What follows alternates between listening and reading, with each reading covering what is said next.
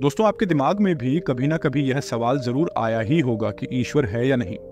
तो चलिए, आज हम जानते हैं कि बुद्ध ने आखिर क्यों कहा कि ईश्वर नहीं है। दोस्तों, गौतम बुद्ध अपने जीवन काल में अपने प्रवचनों से मानव जीवन में क्रांति लाई थी, और हम जानते भी हैं कि गौतम बुद्ध की बातों में जीवन जीने की कला की चाबी छुपी हुई है। उनके जीवन में घटित हुई घटनाओं से बहुत कुछ सीखने को मिलता है। ऐसे ही एक घटना के बारे में आज मैं आपको बताऊंगा। गौतम बुद्ध के समय में एक सवाल उनसे अक्सर पूछा जाता था कि ईश्वर है या नहीं, और हर बार बुद्ध एक अलग जवाब देते थे। ईश्वर के बारे में पूछा गया। यह सवाल आज भी पहेली है, और बुद्ध के समय में भी पहेली ही था। लोगों ने यह सवाल कई बार बुद्ध से पूछा, लेकिन बुद्ध कभी भी इसका सही जवाब नहीं दिए। एक बार की बात है, एक ज्ञानी पंडित गौतम बुद्ध का प्रवचन सुनने आया करता था, और वह पंडित उनकी बातों से सहमत भी था। वह मानता था कि गौतम बुद्ध एक ज्ञानी पुरुष है। एक बार बुद्ध ध्यान की मुद्रा में बैठे हुए थे, और वह व्यक्ति उनके पास गया और उनसे पूछा कि बुद्ध, कृपया आप मुझे बताएं कि ईश्वर है या नहीं। मेरी आपसे प्रार्थना है कि आप मेरे सवाल का मुझे सही जवाब दें। बुद्ध के बारे में यह कहा जाता है कि वह कभी भी किसी भी प्रश्न का सीधा जवाब नहीं देते थे, लेकिन किसी को अनुभव कराने में सहायता जरूर कर सकते हो। दोस्तों, आपने बुद्ध के जीवन की कितनी कहानियां, किस्से सुने होंगे। वहां आपने देखा होगा कि बुद्ध ने कभी भी ईश्वर के बारे में स्पष्ट नहीं कहा, और इसकी वजह से कई बार बुद्ध के ऊपर उंगलियां भी उठी। लोगों ने यहां तक कहा कि बुद्ध कुछ भी नहीं जानते, क्योंकि बुद्ध इस तरह के प्रश्नों का ठीक से उत्तर कभी नहीं देते थे। उनके हर जवाब में रहस्य भरा होता था। ज्ञानी पंडित ने कहा कि मुझे ईश्वर के बारे में आपसे जानना है। ईश्वर है या नहीं?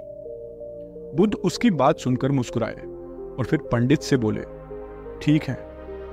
गौतम बुद्ध ने कहा कि मैं तुम्हारे सवाल का जवाब जरूर दूंगा, लेकिन उससे पहले मेरे कुछ प्रश्नों का जवाब आप मुझे दे दो।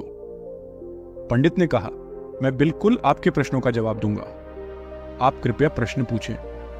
बुद्ध ने कहा कि क्या तुम सूर्य को मानते हो? पंडित ने बुद्ध की तरफ देखा और कहा कि यह किस प्रकार का प्रश्न है। बातों को मान लिया और अपने अलग अलग समुदाय बना लिए। फिर क्या हुआ? आप यह देख ही रहे हैं। उन गुरुओं द्वारा दी गई प्रामाणिकता के आधार पर आज वह सभी समुदाय एक दूसरे के दुश्मन बने हुए घूम रहे हैं, और हथियारों के दम पर यह प्रमाणित करना चाहते हैं कि मेरा गुरु सही है, मेरा ईश्वर सही है। वह लोग यह कहते हैं कि तुम अपनी ईश्वर को छोड़ो और हमारे ईश्वर को मानो, क्योंकि हमारा ईश्वर सत्य है।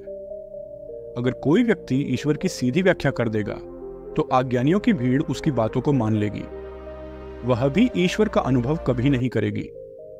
वह भीड़ तो केवल आपकी कही गई बातों के आधार पर किताबें लिख देगी और हाथ में तलवार लेकर चल पड़ेगी कि हम अपने समुदाय को बढ़ाएंगे, अपने धर्म को बढ़ाएंगे, प्रचार प्रसार करेंगे। शायद बुद्ध इस बात को जानते थे, इसीलिए उन्होंने कई बार ईश्वर के वजूद को भी नकारा। इनकार इसीलिए किया कि आपकी प्यास और गहरी हो सके, आप उसको जानने के लिए उतावले हो जाए।